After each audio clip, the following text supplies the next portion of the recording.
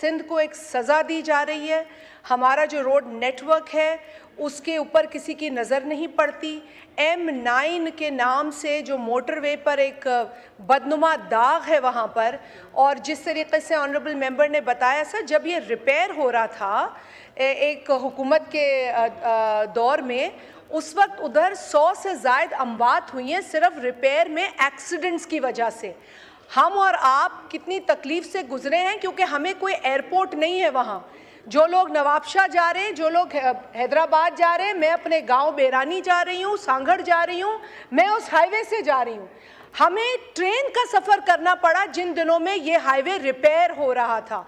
कोई बात नहीं, करेंगे, लेकिन सर उसके बाद रिपेयर के नाम पर मजाक किया गया, वहाँ फीता काटा गया कि ये मोटरवे है।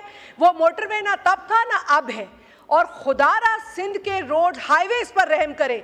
ये जो नेशनल हाईवे अथॉरिटी है, इसे खास दुश्मनी है सिंध के हाईवेज के साथ। I completely endorse the honorable member's statement and this has to stop, sir. Sindh जो है हर तरीके से पाकिस्तान की तरक्की में कंट्रीब्यूट करता है, चाहे वो रिसोर्सेज हो, चाहे वो नेचुरल गैस हो, चाहे वो इलेक्ट्रिसिटी हो, you name it, and Sindh is contributing in the national spirit. But this is not the way that Sindh highways are going. आ गया सवाल जी, ये क्लब कर लेते हैं। और last question on this supplementary, Qadir Patel साहब जी। Sir thank you very much.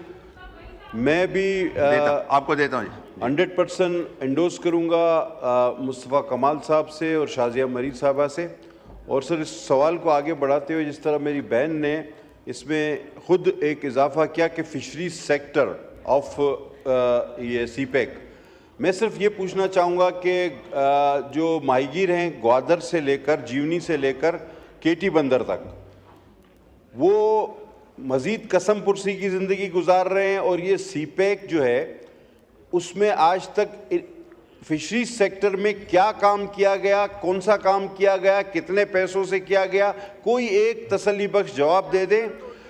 और सर इसको थोड़ा सा मैं मज़ीद आगे बढ़ाऊंगा, जैसे कि मुस्तफ़ा कमाल साहब ने कहा कि पोर्ट से जब गाड़ियां निकलती हैं तो पूरी सिटी को चौक कर देती हैं। अब सर अगर पोर्ट से गाड़ियां निकलती हैं, इसका मतलब है मेरे हल्के केमाड़ी से निकलती हैं, वो एक सड़क से जो सिटी को चौक कर सकती हैं, जब वो एक रोड को चौक करती हैं, बिलीव मी सर, 3-3 दिन 3-3 रातें वो ट्रैफिक बंद रहता है, बच्चे स्कूल नहीं पहुंचते, सब्जियां खाने की चीज़ें नहीं पहुंचती। वो एक ही सड़क है जो आपको पता है नेटिव जेटी वाली, वो 3-3 दिन तक बंद होती है, तो वहाँ के लोग सर घुटन से मर रहे होते हैं।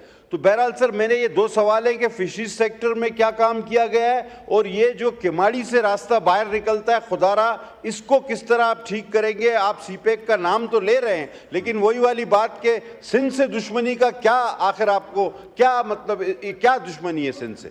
शुक्रिया जी। मोहतरमा वजिया कमर के समरात हम सब देख रहे हैं, और इस वक्त जो सेकंड फेज़ है जो कि बहुत रॉबस्ट तरीके से लॉन्च हो रहा है, तो उसके लिए हम सब उसके लिए दुआ भी करते हैं और उम्मीद करते हैं कि उसके हम पाकिस्तान के ऊपर एक जिस तरह से पॉजिटिव असरात हमें नज़र आ रहे हैं वो उससे तरक्की करेंगे हम।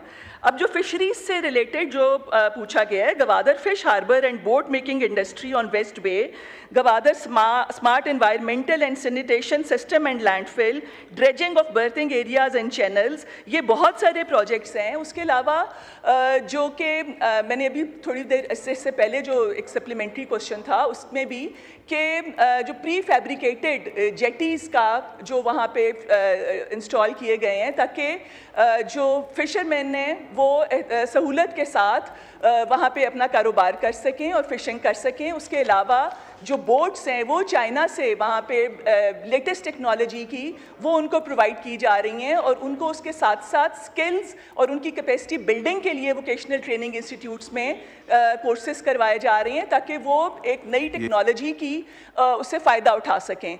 तो ये जितने भी इनके जो सवालात हैं और जो कंसर्न्स हैं, मैं उनको पूरी तरह से मिनिस्ट्री से एक, आप अगर फ्रेश सवालात भी इसमें डाल दें, और मैं उनको इनकी टेबल तक भी और इनको मिनिस्ट्री में बुला के भी अगर ये चाहें तो एक ब्रीफिंग उनके ऊपर दे सकती हूँ।